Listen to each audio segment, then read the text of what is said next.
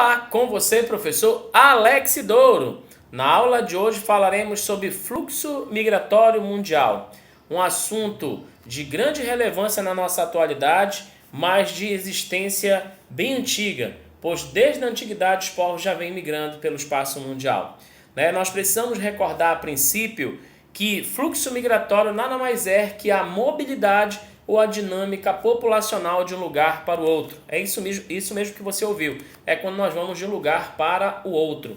E nós precisamos recordar que existem inúmeros motivos, inúmeros fatores responsáveis pelo processo migratório. A princípio nós temos como grandes exemplos as guerras, Nós sabemos, por exemplo, ali que na época dos conflitos típicos entre judeus e árabes durante o século XX, em 1948, Guerra da Independência, Guerra de 56, lá em Suez, mais tarde 67, Guerra dos 6 Dias e 73, Guerra do Yom Kippur. Em virtude dessas guerras, nós percebemos que inúmeras pessoas acabaram indo para diversos territórios do espaço mundial. Então, nesse contexto, nós percebemos que as guerras contribuem para os fluxos mundiais, assim como os conflitos, como a gente percebe no mapa em questão.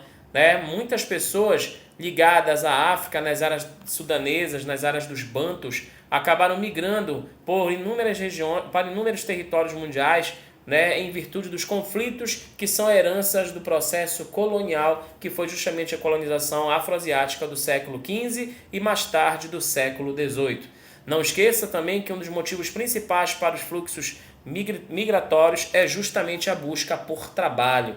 E normalmente essa busca por trabalho acontece de um campo em relação à cidade ou de um país ou de uma região para o outro. Perfeito? É nesse contexto que nós precisamos lembrar que também, como motivo dos fluxos migratórios, nós temos os desastres ambientais, como as secas que assolam as áreas do Nordeste, as áreas áridas do norte da África, ok? As adversidades naturais, com o exemplo de vulcões, terremotos, maremotos, tsunamis, as perseguições políticas e étnicas, como por exemplo aconteceu no período da Reforma Protestante, que em processo de contra-reforma, em virtude das Santas Inquisições, você vai ter a perseguição aos hereges chamados naquele momento, fazendo com que inúmeras pessoas migrassem para outros territórios. Assim como, claro, um dos motivos principais também para os fluxos migratórios é a busca por melhores condições de vida. Muito comum no espaço brasileiro e muito comum em áreas que têm diferenças regionais.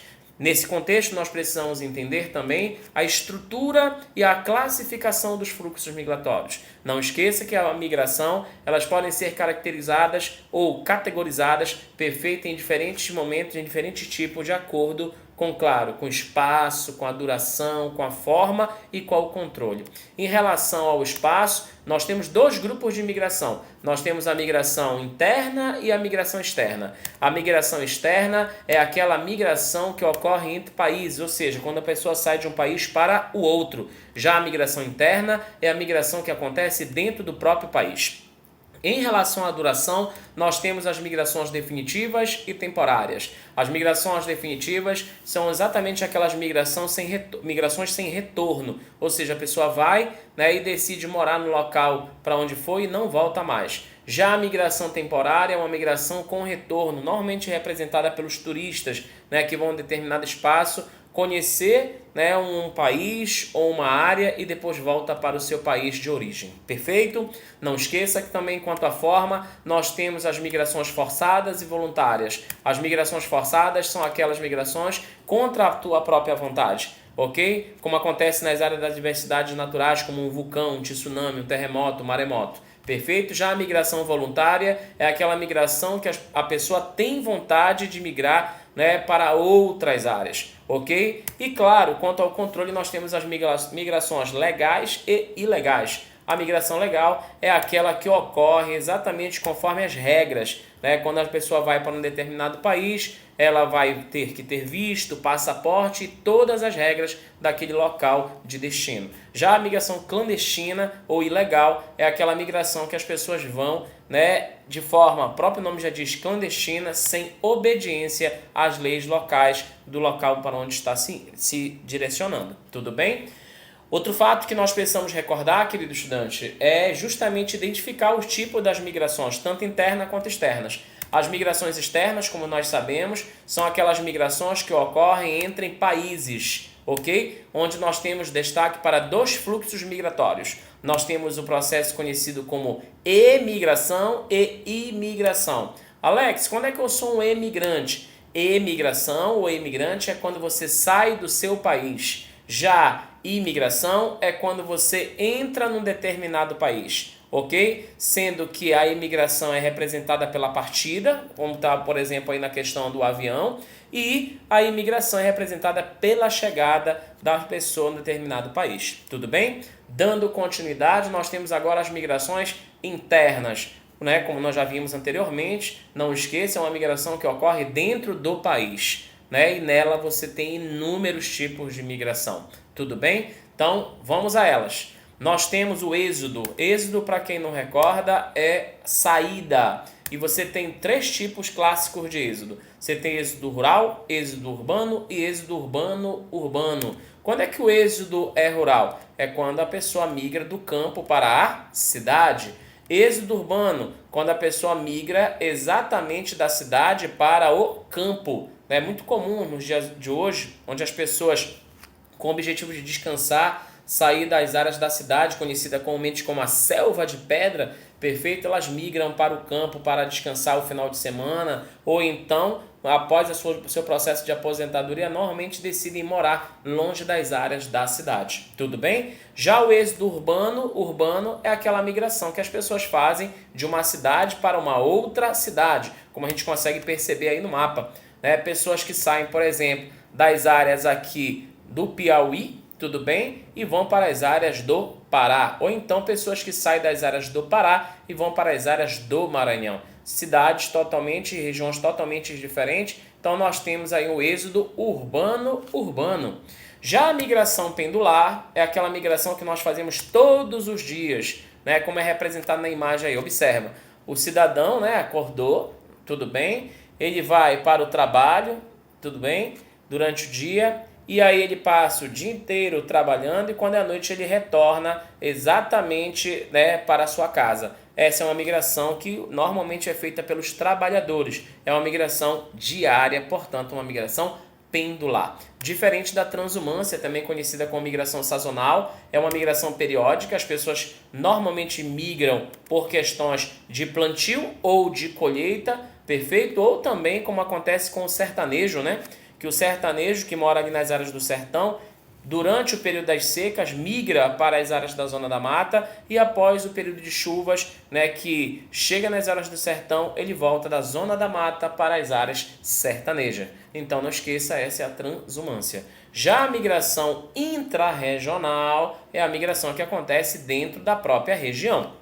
Ok? Exemplo, eu vou sair de Belém do Pará, que está no norte, e vou para as áreas de Macapá, no Amapá, que também está no norte. Tudo bem? Então, é uma migração dentro da própria região. Já a migração interregional é a migração que acontece entre regiões. Sairemos de Belém do Pará, né, que está no norte, e iremos para São Paulo, que está nas áreas do sudeste. Então, representando assim as migrações interregionais. Tudo bem?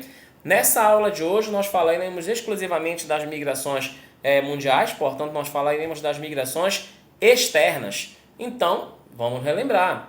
Não esqueça que as migrações externas são aquelas migrações que acontecem exatamente de um país para o outro, ok? E essas migrações externas elas estão em alta, principalmente desde a primeira e, claro, principalmente a partir da Segunda Guerra Mundial. Nós precisamos recordar que as migrações mundiais atuais, elas estão diretamente relacionadas às questões ora econômicas, ora políticas, ora sociais e até, claro, por heranças coloniais. Mas vamos ver área por área nesse momento, tudo bem? A princípio, nós precisamos recordar que nós temos dois tipos de áreas. Nós temos as áreas de atração e temos as áreas de repulsão. Não esqueça que as áreas de atração são aquelas vistas como áreas de imigração, ou seja, as áreas de entrada. E atualmente nós temos duas grandes áreas que se destacam. Uma delas é a Europa Ocidental, como você tem aí destacando no mapa, né, nesse momento. Mas Alex, por que a Europa Ocidental ou Oeste Europeu, né, é tão atrativa na atualidade? Claro, nós sabemos que após a Segunda Guerra Mundial, após né, inversão de prioridades, né, já que na Primeira Guerra e na Segunda Guerra Mundial a Europa está envolvida em busca por territórios, mas a partir do momento que você tem, após o período pós-Segunda Guerra Mundial, arrasados com a guerra, eles vão redirecionar seus interesses políticos e econômicos. E, claro, vão formar acordos econômicos, inicialmente chamado de Benelux, mais tarde chamado de Comunidade Econômica do Carvão do Aço, e hoje chamado de União Europeia, que é o maior bloco do mundo. Logo, né, esse bloco é um bloco que acaba fazendo com que a Europa Ocidental se destaque no período atual e, claro, com uma grande economia, fazendo assim, portanto, que ela se torne uma área de atração, portanto, de imigração. Assim como a Europa Ocidental, as áreas da América Anglo-Saxônica, representadas pelo Canadá e, claro, principalmente pelos Estados Unidos, são áreas atualmente de grande dinamismo econômico e, claro, de dinamismo político. Isso faz com que também se torne uma área de atração. Por quê? Porque lá nós temos o antigo NAFTA, hoje chamado de UNSCAR, que é um bloco antigo que faz com que essa área da América do Norte possa se tornar uma área atrativa pela vantagem de ter possibilidade de melhorar de vidas, pois há uma grande quantidade de emprego, principalmente para a mão de obra qualificada. Ok? Dando continuidade, nós precisamos recordar que nós temos as áreas de repulsão, já são as áreas de saída, ou seja, as áreas de emigração. E nós temos 4 principais. Vamos ver a primeira. A Ásia, se nós formos observar, tem destaque para 2 áreas, o leste e o sudeste asiático e o sul da Ásia. Por que essas áreas, elas são áreas de repulsão? Por causa do desnível econômico, porque são áreas que têm um menor nível econômico, muitas das vezes, principalmente o sul da Ásia, ok? E áreas de conflito. Apesar daí do leste e o sudeste asiático ter, exatamente um dinamismo econômico representado pelos tigres asiáticos, mas não absorve toda a mão de obra. E grande parte da mão de obra qualificada acaba migrando para outras áreas, principalmente para as áreas da América do Norte. Tudo bem? Mas, dando continuidade, nós temos o continente africano. Esse é um dos grandes focos para o processo de emigração, ou seja, de saída. Mas, Alex, por que a África hoje é considerada ainda uma área de intensa emigração? Simplesmente por causa das suas heranças coloniais. Nós sabemos que a África passou por um processo de colonização intensa. Essa colonização de exploração fez com que tivesse inúmeras heranças como subdesenvolvimento, pobreza, miséria, desigualdade, fome e, claro, os incansáveis conflitos, que fazem com que, na verdade, muitas pessoas acabam saindo da sua terra natal e indo para outros países em outros continentes, sendo que hoje o africano ele procura bastante áreas como a Europa, principalmente a Europa Ocidental, por causa do seu forte dinamismo econômico.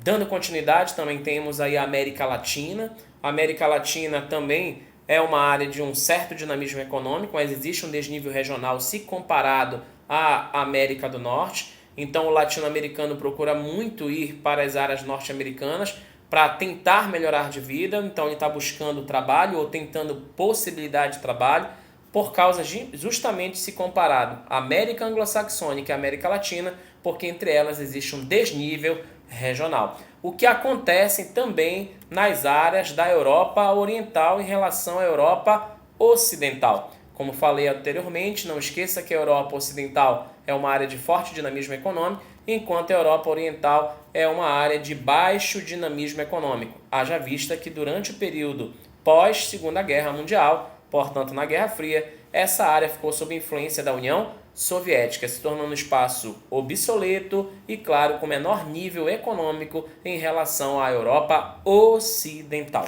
Ok? Bem, finalizando a nossa aula, tudo isso é muito interessante, mas nós precisamos entender os desdobramentos desses fluxos migratórios. Nós precisamos lembrar que os fluxos migratórios acabam transferindo problemas, muitas das vezes, de um país para um outro país, ou até de um continente para um outro continente. Tudo bem? Então, normalmente, quando você tem esses processos migratórios, você vai passar a ter conflitos, como aconteceu, por exemplo, com o retorno dos judeus no século XIX, a partir do movimento chamado sionismo, que quando eles voltam para as áreas da Palestina já estavam os árabes. Consequentemente, você passa a ter uma área de instabilidade pois os árabes não aceitam o retorno dos judeus e os judeus não aceitam conviver com os árabes naquela área, haja vista que existem heranças históricas e monumentos históricos ligados a todos os dois grupos religiosos. Tudo bem? Não esqueça que um dos desdobramentos interessantes que acontece, infelizmente negativo, que é a xenofobia, que é a aversão ao estrangeiro, muito comum na Europa em relação ao imigrante, né, que vem das áreas da América Latina, das áreas da África, pois são pessoas que normalmente quando vão para lá são pessoas com baixa qualificação e pessoas que vão gerar um baixo dinamismo econômico e social. Então o estrangeiro acaba sendo odiado pela população que está recebendo, né, esse estrangeiro, e assim gerando, portanto, a xenofobia e, claro, um processo de segregação social, econômica, espacial e até cultural. E quando se fala em cultural, nós temos um certo processo de aculturação, porque imagina você ter a sua cultura e chegar um povo com uma outra cultura. Certamente você vai absorver hábitos de outra cultura e certamente você vai ter uma desestruturação cultural. O Brasil é um grande exemplo disso. Nós somos um país, né, que temos uma cultura bastante intensa, né, bastante rica, mas com a chegada de inúmeros colonizadores, desde os portugueses, né, mais tarde dos imigrantes, né, espanhóis, italianos, franceses, poloneses, sírios-libaneses, japoneses, enfim, e várias outras populações da atualidade, como africanos, venezuelanos e vários outros grupos, acabam gerando uma desestruturação cultural local.